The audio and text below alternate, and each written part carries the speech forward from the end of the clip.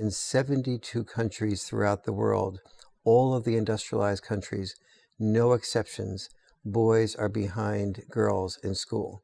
And boys are behind girls in terms of mental health. So, for example, when boys and girls, before masculinity surfaces, boys and girls commit suicide at exactly the same rate. Between the ages of 20 and 26, it is 6 times as great for boys, suicide is, versus girls. And so this is just the surface examples that something is troubling boys. One of the reasons we're here in Iowa is because this is the presidential primaries.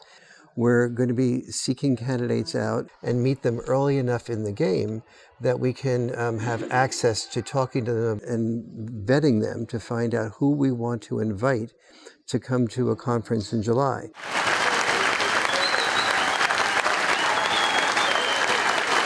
The reality is we know that children that have active and engaged fathers across a variety of indicators turn out better in different social indicators, and that's not a criticism of many single parent households, and many single moms are doing the best they can, but obviously it would be better for those children, better for society to have those fathers engaged. I'm trying to create a White House Council on Boys and Men because Obama created a White House Council on Women and Girls and forgot the other half of the family. Minor things. And the problems with fatherlessness are so extraordinary. And so we are creating a huge event on the day of the Joseph Story dinner that we want to do to invite you to speak with. A majority of children who are going to be raised in families where at one point in time they're not going to be a father in the home. The previous candidate mentioned that Hillary Clinton as trying to divide genders on gender basis. There's a White House Council on Women and Girls, and there's now a proposal for a White House Council on Boys and Men. Would you support that kind of proposal? I think what Hillary Clinton wants to do is talk about the war on women. She wants to suggest that conservative values are bad for women, and it's just simply untrue. It's a lie. Can you talk a little bit about the role of fatherlessness and how the deteriorating family is really hurting this country? Well, overall, it's something we talked about nearly a half century ago, and unfortunately hasn't changed a whole lot since. You mean the Moynihan Report? Yeah, exactly. It's one of those when we need to have. George Will and I just talked about this. He wrote a great column about a month ago on this. He came in for our World Orphan Fund, an organization we have to help orphans around the world, but it's just as true here in America as it is elsewhere. We've seen statistically that if you have an intact family, doesn't mean there aren't exceptions to that, but we know intact families are not only better overall spiritually, there's a certain benefit to that, but we see it in the data in terms of graduation rates, in terms of success rates in the economy.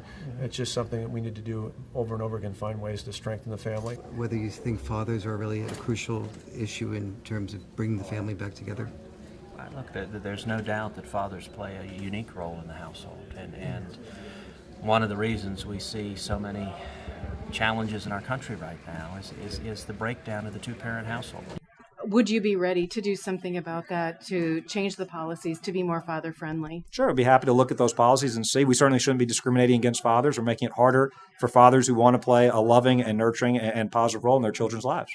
These are serious issues that have profound consequences to society as a whole, not just to boys, not just to girls, but the impact on our economy, the impact on our schools, the impact on crime. It's sad, but with your help, we can do it. But then someone's got to say something. You've got to speak out. How are you on veteran affairs? There's quite an issue with veteran suicide. Sure. I think there's 22 a day now. Yeah. How do you feel about helping the veterans? Or is there something we can do about that? Would that be an issue for you? It would be a huge issue because there's nobody in all of America that deserves the first fruits of our treasury more than veterans. They're the ones who kept their promises to us, and these were promises that involved the potential loss of their life and limb. This country has a moral obligation. It's not just a legal obligation, which we have. We have a moral obligation to fulfill the promises that we made to them. And if it means that we have to take apart every monument in Washington, chip the stones into souvenirs and sell them off to pay for it, that's what we've got to do because they've kept their promise. And anything less than our keeping promises really destroys the credibility of our government. Is Washington aware that there are 22 veteran suicides per day?